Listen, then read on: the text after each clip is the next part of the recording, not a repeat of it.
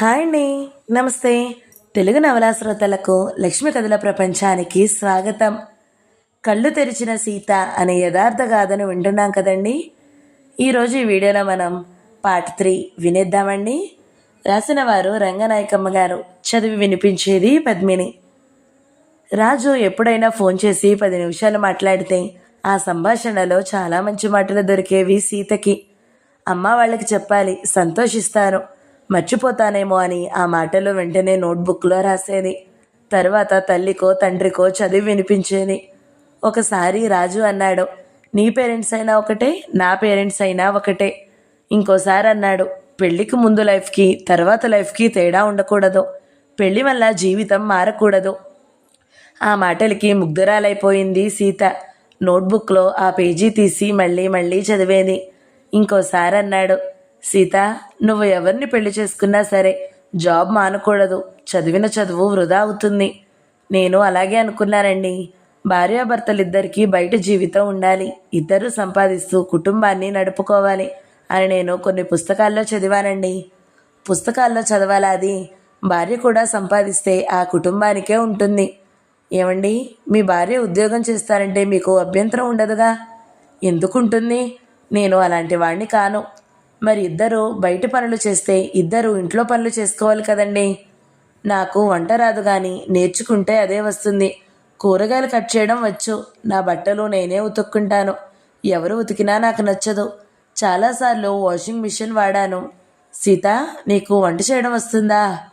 నాకు అంతగా రాదండి, ఉప్మా లాంటిదే చేస్తా. లాంటిదేమిటి? ఉప్మా చేస్తావా, లాంటిది చేస్తావా? సీత బాగా నవ్వింది. ఆ ఉత్సాహంతో అంది, కొంతమంది ఏమనుకుంటారంటే మగవాళ్ళు చాలా గొప్పవాళ్ళని, ఆడవాళ్ళు తక్కువ వాళ్ళని అనుకుంటారండి. నాకు అలాంటి వాళ్ళంటే కోపం. మా ఇంట్లో అలా ఉండదు. మేమిద్దరము ఆడపిల్లలమే, మగపిల్లలు లేరని మా అమ్మ వాళ్ళు ఒక్కసారి కూడా అనుకోరు. పిల్లల్ని మనం ఎంచుకుంటామా? ఎవరు పుడితే వాళ్ళని పెంచుకోవాలి అంటారు. మా నాన్న ఎప్పుడూ మా మీద పెత్తనంతో మాట్లాడడు. మీ ఇష్టం మీ ఇష్టం అంటాడు. మా నాన్న అలా అంటాడని మా అమ్మ విసుక్కుంటుంది. పిల్లల్ని అదుపులో పెట్టాలి, పిల్లలకి తండ్రి భయం ఉండాలి అంటుంది. మా నాన్న నవ్వుతాడు. సీత చప్పునాగింది. ఎక్కువ మాట్లాడేశానా అని సిగ్గుపడింది. రాజు అన్నాడు, మా ఇంట్లో ఆడవాళ్ళని తక్కువగా చూడడం ఉండదు, అంతా మా అమ్మ ఇష్టమే. మా అక్క చెప్పినట్టే నేను నడుస్తాను. మీ అక్క చెప్పింది మీకు ఎప్పుడన్నా నచ్చకపోతే? ఎందుకు నచ్చదు? మా అక్క నాకన్నా తెలివైంది. తెలివి సంగతి కాదండి, ఒకవేళ ఆమె చెప్పేది నచ్చకపోతే వింటానా? కానీ నచ్చని సంగతులు ఆమె చెప్పదు, చాలా తెలివైంది.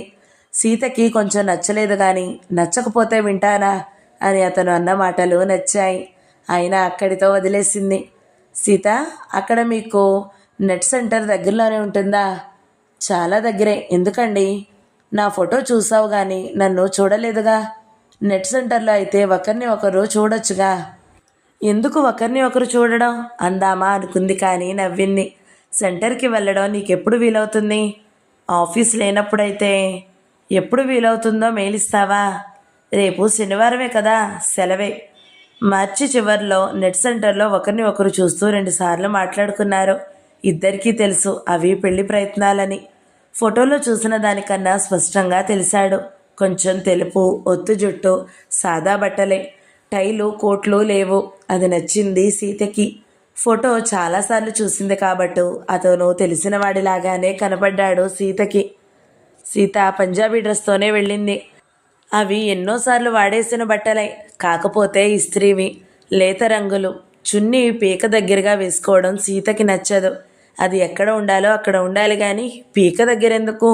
గుండెల మీదే సర్దుకుంది. నెట్ సెంటర్లో 15 గంట సేపు మాట్లాడుకున్నారు. అన్నీ అంతకు పూర్వం మాట్లాడుకున్న మాటలే. నువ్వు కనపడడం చాలా సంతోషంగా ఉంది సీత అన్నాడు రాజు. సీత నవ్వింది. నీకెలా ఉంది? ఏమో, మిమ్మల్ని చూశాను అంతే. సరే, తర్వాత చెప్పు. ఓకే అండి.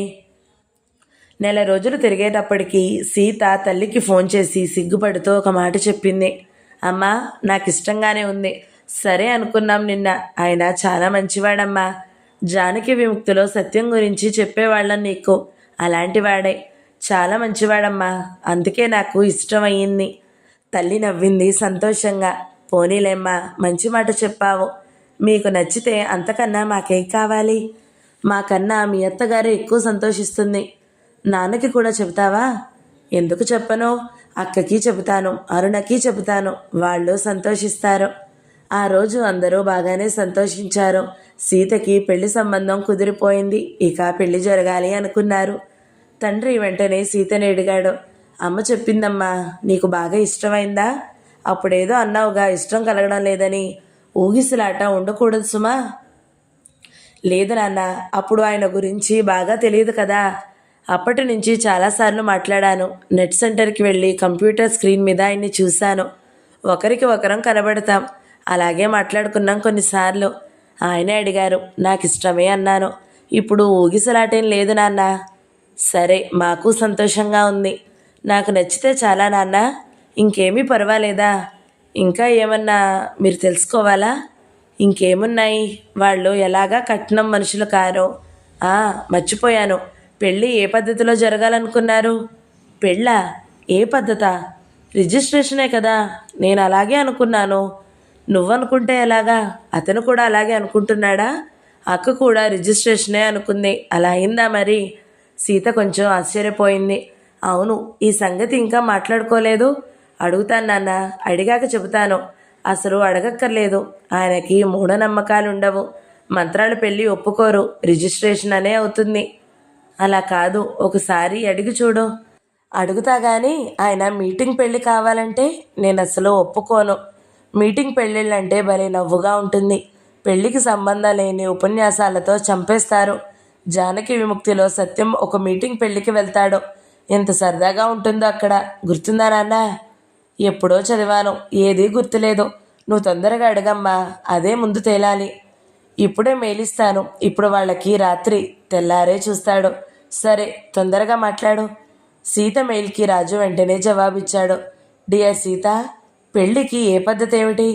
అందరూ చేసుకున్నట్టే మంగళసూత్రాలు కడతాను, తలంబరాలు పోసుకుంటాం. చిన్నప్పటి నుంచి ఏ పెళ్ళికి వెళ్ళినా ఆ తలంబరాల ఘట్టం వచ్చేటప్పటికి అక్కడే కూర్చుని చూసేవాణ్ణి. ఆఫీస్లో ఉన్నాను, చాలా బిజీగా. రాత్రికి ఫోన్ చేస్తాను, బాయ్. గుండాగిపోయింది సీతకి. మంగళసూత్రాల, తలంబరాల, అంతంత మూఢనమ్మకాల, పీటల మీద పెళ్ళా? అలా నాకు ఇష్టం లేదని మెయిల్ రాసేద్దాం అనుకుంది. కానీ రాత్రికి ఫోన్ చేస్తాడు, మాట్లాడుకోవచ్చు అని ఆ మెయిల్ చూసినట్టు కూడా రాయలేదు. ఆ రాత్రి మొదలైంది వాదం. వారం రోజులు సాగింది అది.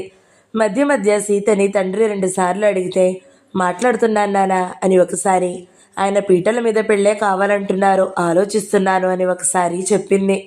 చివరికి ఆలోచించడం ముగిసిందని తేల్చి, నాన్న నేను ఒప్పుకున్నాను, పీటల పెళ్ళే సెటిల్ అయింది, ఆయన అదే కావాలని సరదా పడుతున్నారు అని చెప్పేసి ఆ పూట ఫోను వెంటనే పెట్టేసింది.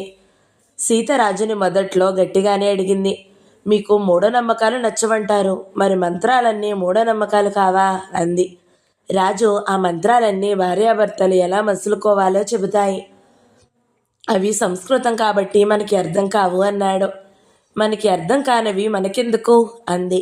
అదంతా నాకు చాలా ఇష్టం సీత. రిజిస్టర్ పెళ్ళి ఏం బాగుంటుంది, ఇళ్ల స్థలాలు రిజిస్టర్ చేసుకుంటున్నట్టు అన్నాడు. పైగా పీటల పెళ్ళి ఎంత చార్మింగ్గా ఉంటుంది. పెళ్లి కొడుకుని చేయడం, కన్యాదానం చేయడం, మీ నాన్నగారు నాకు కాళ్ళు కడుగుతారు, అది మరీ బాగుంటుంది. మీ నాన్నగారు కమ్యూనిస్ట్ అట కదా. కమ్యూనిస్ట్ అయితే అల్లుడికి కాళ్ళు కడిగేటప్పుడు ఎర్ర చొక్కా వేసుకోమను. మన సంప్రదాయాలన్నీ మనవి సీత. కొన్ని సాంప్రదాయాల్ని నేను ఒప్పుకోను. ఈ పీటల పెళ్ళి ఒకటే అడుగుతున్నాను, ప్లీజ్ సీత. నేనేమన్నా కట్నాలు అడుగుతున్నానా? మీ అక్క కూడా నాస్తికురాలే అంటావుగా. ఆమె కూడా పీటల పెళ్ళే చేసుకుని సంతోషంగానే ఉంది. నీకెందుకు అభ్యంతరం? తలంబ్రాల సీను మరీ ఇష్టం నాకు. నాకు ఇష్టం కానిది మీకు ఇష్టం అవుతుందా? నాకు ఇష్టమైనది మీకు ఇష్టం అవదా? మీ ఇష్టం మూఢనమ్మకం. మూఢనమ్మకాల్ని ఇష్టపడాలా? మూఢనమ్మకం ఎలా అవుతుంది సీత? కోట్ల మంది చేస్తున్నారు, అది మన సంస్కృతి. సంస్కృతి సంగతి నాకు తెలియదు, అది మూఢనమ్మకమే. మంగళసూత్రాలు ఆడవాళ్లకే కడతారు. ఆహారంగా వాడుకునే బియ్యాన్ని నెత్తుల మీద పోసుకుంటారు, అది మంచి పనులంటారా? నిజంగా నాకు తెలీదు. పోనీ నా కోసం ఈ ఒక్కటి ఒప్పుకో సీత. అందరూ చేసేదే మనము చేద్దాం సరదాగా. పెళ్ళి అలా జరగకపోతే మనం భార్యాభర్తలు అవుతామా అసలు? వాదం మొదలై వారం దాటిపోయింది. ఎన్నాళ్ళు చేయాలా వాదం? ఇద్దరికీ సంబంధించిన విషయంలో ఏకాభిప్రాయం లేకపోతే ఎవరో ఒకరు మారాలి. ఆయన మారేలాగా లేరు. కోపంగా అన్నారు. ప్లీజ్ అంటారు, సరదా అంటారు, పీటల పెళ్ళే అంటారు. ఇక తనేం చెయ్యాలి? అక్క ఏం చేసిందో తను అదే చెయ్యాలి, అంతేగా. అక్క కూడా చాలా బాధపడుతూనే ఒప్పుకుంది. తరువాత సంతోషంగానే ఉంది. తను ఇంకా గట్టిగా ఉండాలంటే రాజుతో మీతో నాకు కుదరదులేండి అని చెప్పేయాలి, అంతేగా. తెగేదాకా లాగడమే అది. ఆ వారం రోజులు ఆలోచనల్లో సీతకి చాలా జంకుగా ఒక కొత్త ఆలోచన వచ్చింది. రాజుకు చెప్పి చూద్దామా అని ఒక ఉత్తరం మొదలుపెట్టింది. డియర్ రాజు, నేను పుస్తకాలు చదువుతాను కదా. ఒక నవల నాకు చాలా ఇష్టం. అందులో ఒక అమ్మాయి అబ్బాయి ఉంటారు. ఒకరంటే ఒకరికి చాలా ఇష్టం. భార్యాభర్తలుగా ఒక ఫ్యామిలీగా ఒకే చోట ఉండాలి అనుకుంటారు. కానీ పెళ్లి తతంగం అనేది ఏ పద్ధతిలోనూ అక్కర్లేదంటారు. మంత్రాల పెళ్ళే కాదు, మీటింగ్ పెళ్ళి కూడా ఒప్పుకోరు. రిజిస్ట్రేషన్ అసలే ఇష్టపడరు. భార్యాభర్తలుగా ఒక ఇంట్లో కలిసి ఉండడమే పెళ్లి జరిగిపోవడం అనుకుంటారు. అది బాయ్ ఫ్రెండ్ గర్ల్ ఫ్రెండ్ చెత్త పద్ధతి కాదు. అసలు పెళ్ళి అంటే ఇద్దరు స్త్రీ పురుషులు ఒక కుటుంబంగా కలిసి జీవించడమే కదా. ఆ నవలలో అదే చదివాను.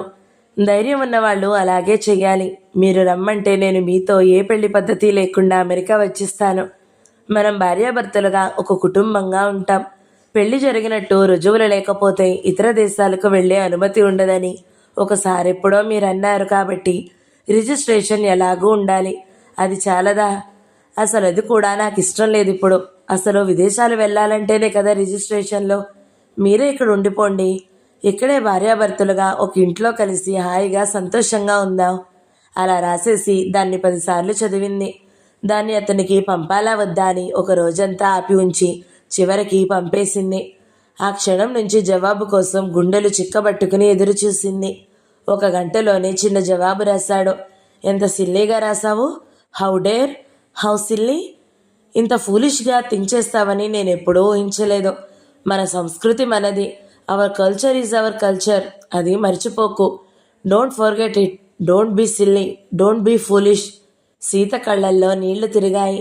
అతని మీద కోపం రాలేదు. అతనికి నవలలు చదివే అలవాటు లేక అలా ఆలోచించలేకపోయాడు, అంతే అనుకుంది. దారులన్నీ మూసుకుపోయాయి. సీతకి ఆ రోజు ఆఫీస్కి సెలవు. విడిచిన బట్టలు బుట్ట నిండా పేరుకుపోయున్నాయి. అన్నీ తీసి చాకిరవు పెట్టింది. మధ్యలో అతని ఫోను. ఏం చేస్తున్నావు అన్నాడు. మాసిన బట్టలు చాలా ఉండిపోయాయి, ఉతుకుతున్నాను. ఏం అక్కడ లాండ్రీకి వేయకూడదా? వెయ్యొచ్చు, వీళ్ళందరూ అలాగే వేస్తారు. నేను వెయ్యను, ఉతికేసుకుంటాను. నేను కూడా అంతే, నా బట్టలు నేనే ఉతుక్కుంటాను. నువ్వెక్కడికి వచ్చాక నా పని నీకు అప్పచెప్పనులే. సీత నవ్వింది. నీకు వంట పనంతా వచ్చా సీత? కొంచెం వచ్చు, అంతా రాదు. నాకు రాదు. అయితే మనిద్దరం మా అక్కయ్య దగ్గర నేర్చుకుందాంలే. కలిసి చేసేస్తే ఎవరికీ కష్టం ఉండదు. సరే, నీ పని చేసుకో. అవును, బట్టలన్నీ ఆరాలంటే తొందరగా ఉతికే సారేయాలి. ఉంటాను. Okay, bye. ఎంత మంచి మనిషి. ఈయనకి సాహిత్యం తెలియకపోతే ఏమిటి, సంగీతం తెలియకపోతే ఏమిటి, ప్రేమించే హృదయం ఉంది. అది చాలదు. అతను మెయిల్స్ ఇస్తూనే ఉన్నాడు. ఏమంటావు ఏమంటావు అని పీటల పెళ్లి మాట అడుగుతున్నాడు. ఓకే రాజు, మీ సంతోషమే నా సంతోషం. అలాగే చేద్దాం. మా నాన్నకి చెప్పేస్తాను. Thank you Sita. I love you very much Sita. నా కోసం నీ పట్టుదల వదిలేస్తావు. ఆ తర్వాతే సీత తండ్రితో చెప్పేసింది. చాలా చెప్పారు నాన్న, ఆయన పీటల పెళ్లికే సరదా పడుతున్నారు. సరే అన్నాను. పోనీలే అమ్మా, బాధపడకు. అక్క అలాగే చేసుకుంది, సంతోషంగా ఉంది. అతనికి కావలసినట్టే చేద్దాం. కూతురు మంగళసూత్రాలు కట్టించుకోవడానికి సిద్ధపడ్డట్టే ఈ కమ్యూనిస్టు నాన్న అల్లుడికి కాళ్ళు కడగడానికి సిద్ధమైపోయాడు. వెంటనే బావమరుదులకు ఫోన్లు చేసి సీతకి కూడా పీటల పెళ్ళే ఏర్పాట్లు చేయాలి అని చెప్పేస్తే వాళ్ళు చాలా సంతోషించారు. పెళ్ళయ్యాక సీత మైసూర్ ఉద్యోగం వదిలేసి రాజుతో అమెరికా వెళ్ళిపోవాలి.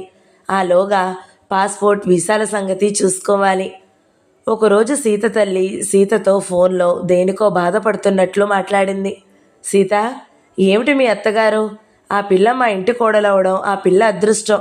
ఆ అదృష్టం అందరికీ పడుతుందా అని వీళ్ళతోటి వాళ్ళతోటి అంటుందట. అంటే బికారి వాళ్ళ పిల్లకి ఇంత అదృష్టం పట్టింది అనుకుంటుందా అని కూతురి దగ్గర వాపోయింది. ఆవిడ అలా అన్నారని నీకెవరు చెప్పారమ్మా? నాకు కాదు, మీ నాన్నకే చెప్పారు. ఆ మధ్యవర్తి వెంకటేశ్వర్ల గారితో ఆవిడ చాలాసార్లు ఆ మాట అందట. కావాలంటే నాన్నని కూడా అడుగు. సీత నాన్నని కూడా అడిగింది. అదంతా వింటే చాలా బాధేసింది సీతకి. రాజుకి మెయిల్ రాసింది. మీ అమ్మగారు ఇలా అంటున్నారట. అంటే పేదవాళ్ల పిల్లని దయతలిచి చేసుకుంటున్నట్టు అనుకుంటున్నారా మీరందరూ అని రాసింది. రాజు ఆఫీసు నుంచి బయటపడగానే ఫోన్ చేశాడు. ఆ ఫోన్లో తల్లి మాటలు కూడా సీతకి వినపడేలాగా కాన్ఫరెన్స్ కాల్ అట, అదేదో పెట్టాడు. మైసూర్లో ఉన్న సీతతో అమెరికా నుంచి రాజు, హైదరాబాద్ నుంచి రాజు తల్లి కూడా చెరో పక్క నుంచి మాట్లాడారు. సీతతో అత్తగారు అమ్మ సీత అని మొదలుపెట్టింది. అందులో తప్పేముందమ్మా? ఆడపిల్లలకి మంచి సంబంధాలు దొరికితే అదృష్టవంతురాలు అంటాం. మా కస్తూరికి మంచి సంబంధం దొరికిందని దాన్ని ఇప్పటికీ అలాగే అదృష్టవంతురాలు అంటాం. అలాగే నీ గురించి అన్నాం. అంతేగాని మీరు తక్కువ మేము ఎక్కువ అని కాదమ్మా. మీ అమ్మగారు అలా అనుకుని బాధపడ్డారా? అయ్యో నేను అలా అనలేదమ్మా. మీ అమ్మగారికి చెప్పు. అత్తగారిని ఇంత అపార్థం చేసుకున్నానని సీతకి సిగ్గేసింది. చెబుతానండి, మీరన్నట్టే చెబుతాను, ఇప్పుడే చెబుతాను అని అత్తగారికి వాగ్దానాలు చేసింది. తరువాత తల్లికి ఫోన్ చేసి అత్తగారి మాటలన్నీ అప్పచెప్పింది. ఆవిడ తెల్లబోయింది. అలాగా, అలా అన్నారా? ఏమోలే, ఆవిడ అడగడమే మంచిదైందిలే అంది.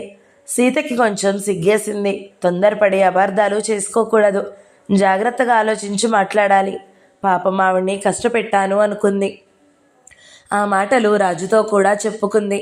అతను నవ్వి అదృష్టవంతురాలివి నువ్వే కాదు సీత, నేను అదృష్టవంతుణ్ణే. నీలాంటి తెలివైన అమ్మాయి దొరకడం నా అదృష్టం కాదు అన్నాడు. సీత మనసంతా దూదపింజలాగా తేలికైపోయింది. తరువాత 4 రోజుల్లో సీత రాజుని ఇంకో విషయానికి అడగాల్సి వచ్చింది.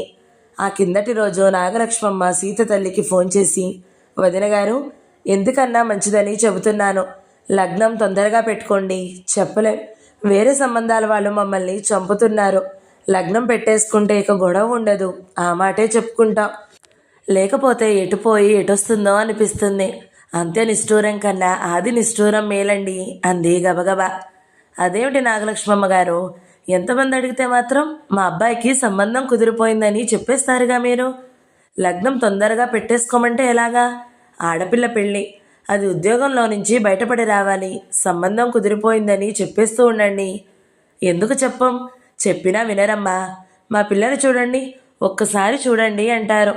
ఇంత కట్నం ఇస్తాం, అంత కట్నం ఇస్తాం అంటారు.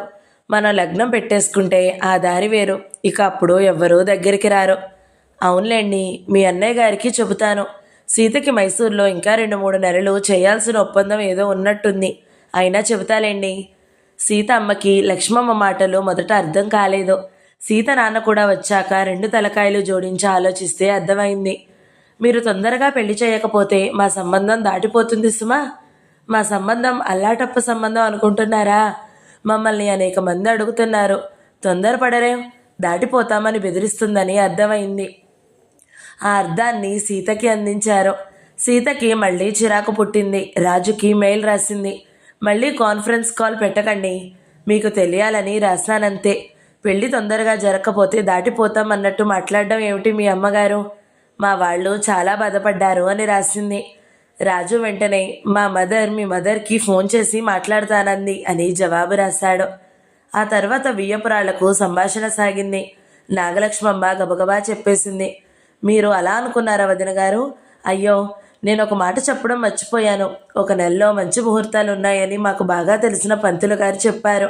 అంత మంచి ముహూర్తాల్లో జరిగితే బాగుంటుంది అనుకున్నాను. ఆ మాటే మీతో అంటే బాగుండేది. నామతి మరుపు మండా అని మర్చిపోయి ఇంకేదో అన్నాను. అయ్యయ్యో, దానిదేముందిలేండి, మీ అత్తగారు ఇలా అన్నారమ్మా అని పిల్లతో అన్నాం అంతే. అది అబ్బాయిని అడిగినట్టుంది. పెళ్ళి మంచి ముహూర్తంలోనే జరిగితే మన పిల్లలకే క్షేమం కదండి అంటూ సీత అమ్మ నాగలక్ష్మమ్మనే ఓదార్చింది. తర్వాత 4 రోజుల్లో సీత మళ్ళీ ఇంకోసారి రాజుని ఇంకో విషయానికి గట్టిగా అడగాల్సి వచ్చింది. అదేమిటంటే పీటల పెళ్ళి ఎలా జరగాలో ఏమిటో వియ్యాల వారితో మాట్లాడుకుంటే బాగుంటుందని సీత అమ్మా నాన్న నాగలక్ష్మమ్మ గారింటికి హైదరాబాద్లోనే బయలుదేరారు. వీళ్ళు వస్తున్నారని వాళ్ళకి తెలుసు. ఫోన్లు నడిచాయి. వాళ్ళు రమ్మన్న పూటే వీళ్ళు వెళ్ళారు. వెళ్ళి మెట్లెక్కి వరండా గుమ్మంలో కాసేపు నుంచున్నారు. తరువాత బయట వరండాలోనే కుర్చీలో కూర్చున్నారు. రాజు మేనమామ ఒక ఆయన బయట నుంచి వచ్చి వరండాలో ఉన్న వీళ్ళని చూసి లోపలికి వెళ్ళాడు. వీళ్ళు వచ్చేసిన వార్త సీత అత్తగారికి అప్పుడైనా తెలుసుంటుంది. అయినా ఆవిడ పావుగంట దాకా బయటికి రాలేదు. ఆవిడ వచ్చే ముందు అటువైపు నుంచి అదేదో సెంటు వాసన లాంటిది కొట్టింది వరండాలోకి. ఆవిడ తడతలా పట్టు చీరతో బయటికి వచ్చింది. అయ్యో, ఎక్కడ కూర్చున్నారేమిటి? లోపలికి రండి అనలేదు. తను అక్కడే కుర్చీ నిండా కూర్చుంది. ఏప్రిల్ ఎండలో పడి వచ్చిన వాళ్లతో మంచినీళ్ళు తెమ్మంటారా అనలేదు. అన్నయ్య గారు అనలేదు. వదిన గారు అనలేదు. వీళ్ళకి పొరపాటున ఎవరింటికన్నా వచ్చావా అని అనుమానం పుట్టి ఎదురుగా కూర్చున్నది సీత అత్తగారేనా అని ఆవిడ్ని యగాదిగా చూశారు. ఆవిడ అచ్చంగా సీత అత్తగారే. అప్పుడే మడత విప్పిన పసుపు పట్టు చీర, మెడలో రవ్వల నెక్లెసో, దాని కింద ముత్యాల నెక్లెసో, దాని కింద నల్లపూసల నెక్లెసో, దాని కింద ఏదో ఉంది, అది కనబడలేదు. అలాంటివన్నీ ఎప్పటిలాగే ఉన్నాయి. మాట్లాడుకుందా, లోపలికి రండి, ఇక్కడ వాళ్ళు వీళ్ళు వింటారు అంటూ ఆవిడ కుర్చీలో నుంచి లేవబోయింది. పాపం నిజం చెప్పుకుంటే ఆవిడ మరీ అంత లావు కాదు. ఆ కుర్చీ మరీ అంత చిన్నది కాదు. ఆ కొత్త పట్టు చీర, ఆ మెడలో నెక్లెస్లు, ఆ బరువుతో అలా కుర్చీకి నొక్కిపోయింది. కానీ అబ్బే, ఆవిడ మరీ భారీ విగ్రహం కాదు. కుర్చీలో నుంచి ఆవిడ గింజుకుంటూ లేవగానే ఆవిడతో పాటే పైకి లేచిన కుర్చీ కిర్రుమంటూ నేల మీద పడి అది ఎంతో తేలిక పడిపోయినట్టుగా, తేలిగ్గా ఊపిరి పీల్చుకున్నట్టు అనిపించింది వియ్యాలవారికి. ఈవిడికి వడ్డాణం లేదా అని సీత తల్లికి అనుమానం వచ్చింది. కానీ అది వచ్చినంత తొందరగా ఎగిరిపోయింది. ఎందుకుండదు, కొడుకు పెళ్లిలో పెట్టుకుంటుంది అనుకుంది.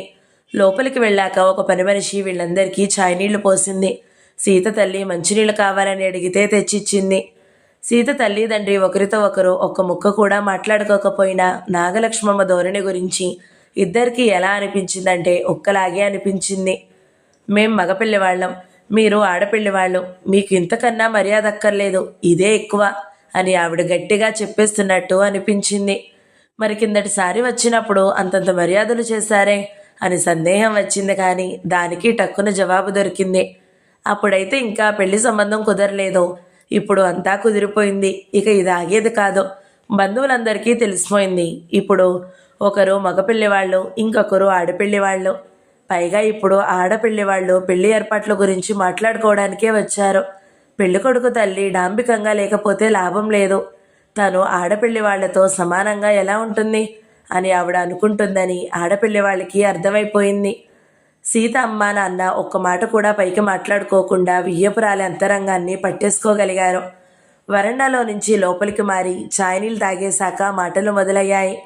ఆడపిల్లి వాళ్ళు మగపిల్లి వాళ్ళకి ఏమేమి ఇవ్వాలో ఆ లిస్టు చదవడం మొదలుపెట్టింది నాగలక్ష్మమ్మ. పెళ్లి కొడుక్కి బట్టలు పెట్టాలి, సూటు పెట్టాలి, అది ఏ రంగు కావాలో పెళ్లి కొడుకుని అడగండి. ఉంగరం పెట్టాలి. అత్తకి మావకి ఆడబిడ్డకి, ఆడబిడ్డ పిల్లలకి, ఆడబిడ్డ భర్తకి ఎలాగూ బట్టలు పెడతారు కదా. పెళ్ళి హైదరాబాద్లోనే ఫలానా కళ్యాణ మండపంలోనే చెయ్యాలి, అది చెయ్యాలి, ఇది చెయ్యాలి, అది చెయ్యాలి, ఇది లిస్టు పెరిగిపోతూనే ఉంది. నాగమ్మ లిస్టు మధ్యలో హఠాత్తుగా, మీరు సీతకి 1,00,000 రూపాయల బంగారం పెడతామన్నారట, వెంకటేశ్వర్లు గారు చెప్పారు అంది. ఎదురు కూర్చున్న వాళ్ళిద్దరూ తెల్ల మొహాలేశారు. అసలు సీత కన్నా తెల్లగా ఉంటుంది. ఆ తెల్లదనం కూతుళ్ళకి రాలేదని బంధువుల్లో వాళ్ళందరూ తల్లి అందం పిల్లలకి రాలేదు అంటారు. అందం అంటే వాళ్ళకి తెల్లరంగే. అసలే తెల్లగా ఉండే సీతమ్మ లక్ష్మమ్మ లిస్టుతో రెట్టింపు తెల్లబడిపోయింది. 1,00,000 రూపాయల బంగారం పెడతామా, ఎక్కడ తెచ్చి అంది.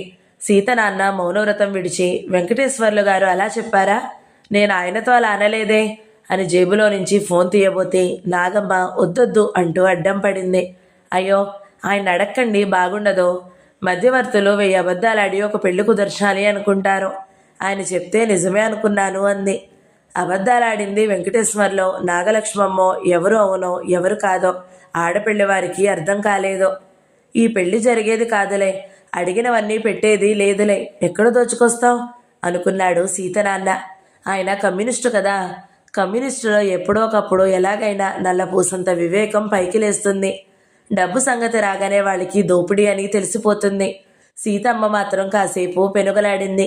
పెళ్లి హైదరాబాద్లోనే జరగాలంటే ఎలాగండి, ఇక్కడి ఖర్చులు మేము భరించగలమా? మా పెద్ద పిల్లకి తాతగారు ఊర్లో చేశాం. అక్కడ మా నాన్న, మా అన్నదమ్ములు ఉన్నారు. తలో చెయ్యి వేస్తారు. అక్కడైతే భోజనాలు తేలిగ్గా పెట్టగలం.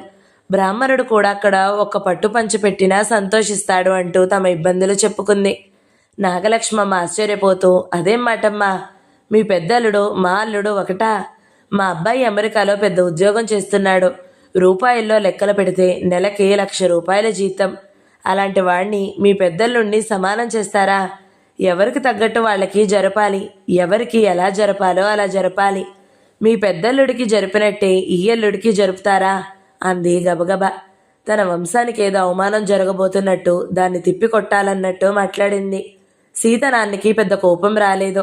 ఆయన ఎలాగూ గ్రహించేశాడు ఈ పెళ్లి జరగదుగా అని. ఆయన కమ్యూనిస్టు కదా. బూర్జువా సమాజం తర్వాత ఎలాంటి సమాజం రాబోతుందో గ్రహించగలిగి ఆయన ఈ పెళ్లి జరుగుతుందో మానుతుందో గ్రహించలేడా? నాగలక్ష్మమ్మ మాటలు పట్టించుకోకుండా ఆయన పక్కకి చూసి అక్కడ బల్ల మీద పడేసి ఉన్న ఏదో పేపర్ చేతుల్లోకి తీసుకున్నాడు. అదే పేపర్ కావాలని కాదు, నాగలక్ష్మమ్మ ముఖం అక్కరలేదని. అదేదో సరుకుల పొట్లం కట్టిన పేపరు. కానీ సీతమ్మ కమ్యూనిస్టు కాదు కదా. ఈ కమ్యూనిస్టులు పెళ్ళాల్ని కమ్యూనిస్టుగా మార్చరు. నాస్తికులు పెళ్ళాల్ని నాస్తికులుగా మార్చరు. అది అలాగే ఉంటుందిగా. సీతమ్మకి ఎప్పుడు ఎంత కోపం తెచ్చుకోవాలో తెలుసు. అయినా కోపం అడుచుకుంటూనే మాట్లాడింది. మాకు 2 కూతుళ్ళు ఒకటేనండి. 2 అల్లుళ్ళు కూడా ఒకటే. అల్లుళ్ళని మా వాళ్లే అనుకున్నాక వాళ్ళని తేడాగా ఎలా చూస్తాం వదిన గారు? మీరే చెప్పండి అని నాగమ్మనే అడిగింది. నాగలక్ష్మమ్మ ఇరుకున పడలేదు. ఇరుకులో పడాలన్నా ఆవిడ అందులో పట్టదు కదా.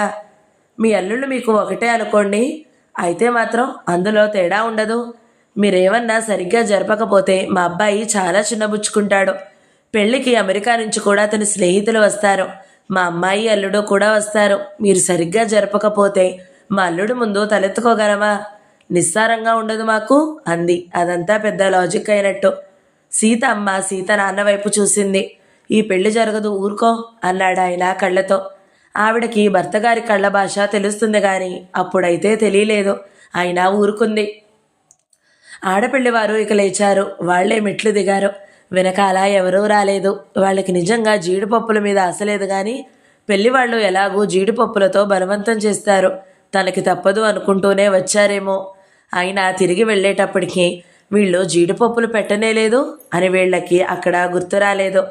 అన్నగారు, వదినగారు, అన్నగారు అనలేదని మాత్రం అక్కడే అర్థమైంది. వాళ్ళు అసలు కొంపకి చేరేదాకా మాట్లాడుకోనే లేదు. కొంపలో కాలు పెట్టగానే సీత అమ్మ ఫోన్ మీద పడింది. కేసంతా సీతకి అందింది. జరిగిందంతా జరిగినట్టే పూసగుచ్చినట్టే ఇద్దరూ చెప్పేశారు. వాళ్ళు ఇలా ప్రవర్తించారు, ఇక నీ ఇష్టం అని చెప్పేసి ఫోన్ అక్కడ పడేశారు. సీతకి మళ్ళీ గుండాగినంత పని అయింది. ఆ గుండె అంతకు ముందు కూడా 4 సార్లు ఆగి 4 సార్లు కదిలింది. ఇది 5వ సారి ఆగే ఉంది. సీత నుంచి రాజుకి ఒక మెయిలు, కొంచెం ఘాటైనదే, వెళ్ళింది.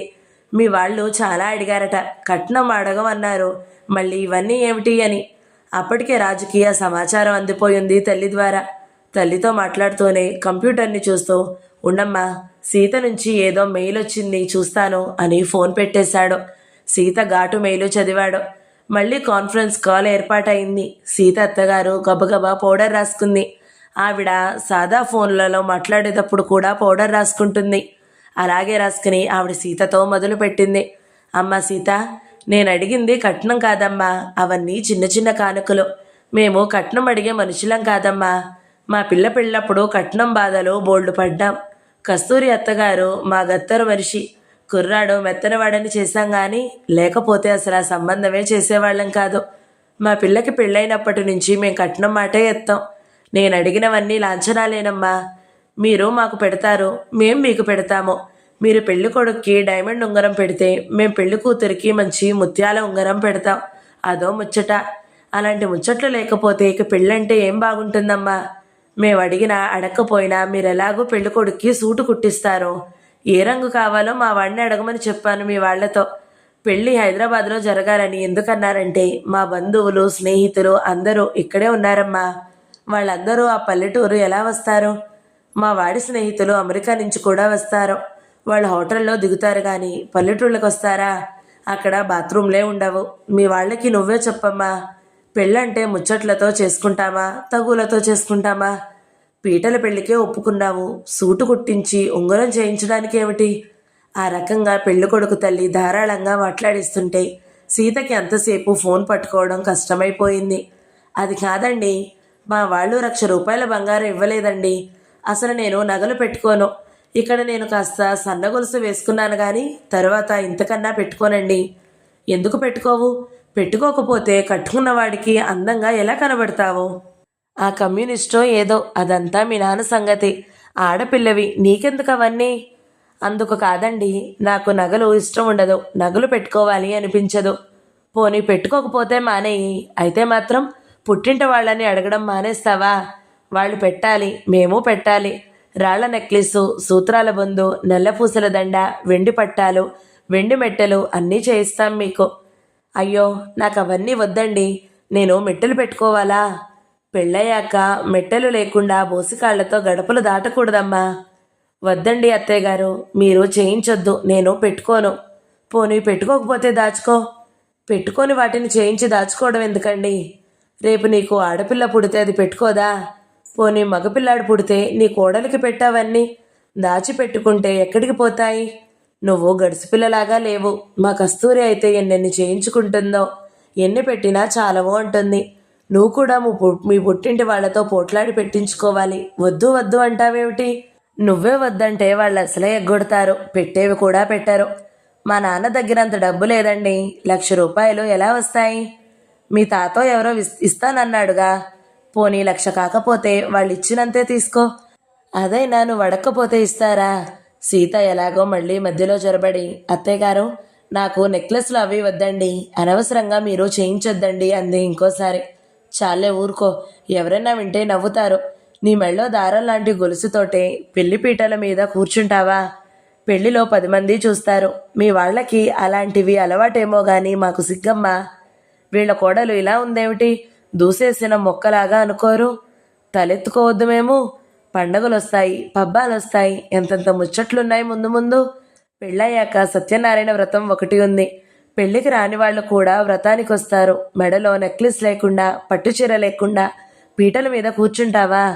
కస్తూరికి మువ్వల వడ్డాణం ఉంది. పీటల మీద కూర్చున్నప్పుడు అది కూడా పెట్టుకుంటే నలుగురు చూస్తారు. లేకపోతే మాకు చిన్నతనం కాదు. కాన్ఫరెన్స్లో తల్లి వాగ్దాటికి రాజు అడ్డుపడ్డాడు. చాలా చెప్పావుగా, ఇక ఊరుకో మమ్మీ.